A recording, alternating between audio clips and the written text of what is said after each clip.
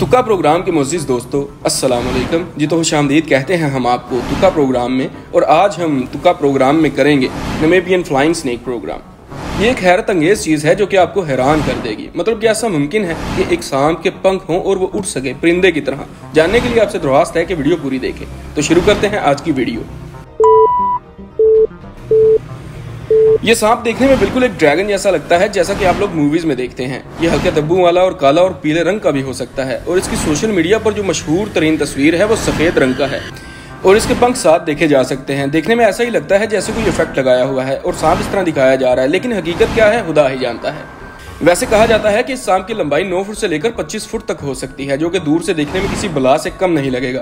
कहा जाता है कि इसकी बनावट मुख्तलिफ हो सकती है, जैसा कि इसमें एक सांप ऐसा बताया जाता है कि जिसकी जिल्द चमकदार है और एक ऐसा लगता है जैसे किसी सांप का बहुत बड़ा मुंह है। मतलब जितना ये सांप है इसके साथ इतने ही 2 पंख हैं जो कि देखने में किसी कोबरा का मुंह लगता है। ये सांप को हवा में तैरने में खूब मदद देते हैं। खैर ये तो वो चीजें हैं जो गूगल ने हासिल की हैं, खुदा जानता है कहां से, क्योंकि आज तक ना ऐसा देखा है और ना सुना है, सिवाय इस एक सांप के जो सोशल मीडिया पर काफी वायरल हुआ, जो कि पूरा सफेद है और इसके पर चमड़े के यानी चमगादड़ के परों की तरह लगते हैं। इसके बारे में कहा जाता है कि ये एक खौफनाक गरजने वाली आवाज निकालता है और जहां से ये गुजरे वहां से तारकोल की स्मेल आती है और इस जैसे निशानात मिलते हैं। तारकोल एक किस्म का आयल है जो कि लकड़ी, कोयला, हड्डियों और दीगर नामियाती मादों से बनता है। ये नमीबिया के केरास इलाके में पाया जाता है और कहा जाता है कि इसको 1942 में माइकल नामी शख्स ने देखा, जो कि पहाड़ी इलाके में भेड़ें चराता था। इसने देखा कि एक बहुत अजीब चीज जो कि पहाड़ से गिरी और उड़ने लगी और उसके मुताबिक उसने उड़ने वाले सांप को 2 बार देखा। और 1950 में ग्वागब के करीब एक फार्म पर किसानों के ग्रुप और मशीनरी के ग्रुप ने तकरीबन 7 भेड़ें मुर्दा हालत में पाई, जिनकी बॉडी पर सांप के काटने के निशान थे। और उनका कहना था कि हमने काजल जैसा अपने इलाके में कुछ देखा। जैसा कि मैंने बताया कि तारकोल जैसी स्मेल और इस जैसे निशानात छोड़ता है ये उड़ने वाला सांप, जिससे ये जाहिर होता है कि ये सांप कोई और नहीं था, ये बल्कि वही सांप था जो कि उड़ने वाला सांप है।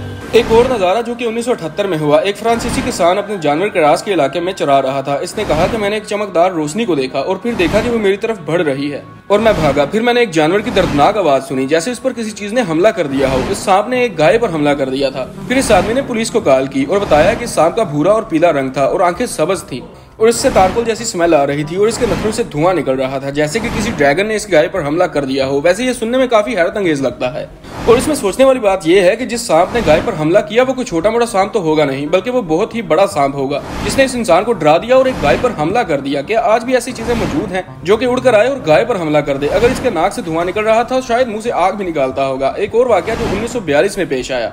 एक लड़का जो अपनी भेड़ें चरा रहा था पहाड़ी इलाके में, तो उसे पत्थरों में कुछ चीज महसूस हुई। तो उसने सोचा कोई बहुत बड़ी मॉनिटर छिपकली है जो कि पत्थरों में छुपी बैठी है। तो उसने एक पत्थर उठाया और उसकी तरफ फेंका, लेकिन क्या देखता है कि उसने अपने पंख फैलाए और अपना मुंह बाहर निकाला तो वो एक बहुत बड़ा सांप बन गया, जिसके मुंह के दोनों तरफ से पंख जाहिर हुए।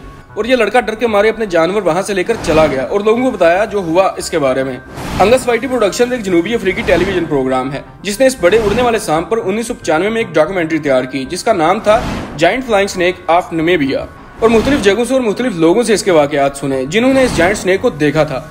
और इसकी जो एक ख्याली पेंटिंग तैयार की गई, इसके मुताबिक इस सांप की लंबाई 9 फुट से लेकर 15 फुट तक थी। वैसे रब की कुदरत का कमाल ये है कि आज अगर ये मौजूद हैं या नहीं है, लेकिन एक वक्त था जब ये मौजूद थे। जैसे कि जमीन से कई जानवरों के ढांचे मिले जो इंसानी आंख ने नहीं देखे। वैसे आपको क्या लगता है, क्या ऐसे सांप वाकई मौजूद हैं जिनके पंख हों और पंख चमड़े के हों और सांप उड़ते हों? कमेंट करके जरूर बताएं। वैसे मैंने तो ये सारी इन्फॉर्मेशन गूगल से निकाली है। खैर जो भी हो, आप बताइएगा आपको हमारी आज की वीडियो कैसी लगी और इसी तरह की वीडियोस देखने के लिए हमारा चैनल सब्सक्राइब करना ना भूलें। तुक्का प्रोग्राम बेल आइकन को दबा दें ताकि आने वाली वीडियो आप तक पहुंच सके। वीडियो देखने का शुक्रिया, दुआओं में याद रखिएगा। अल्लाह हाफिज।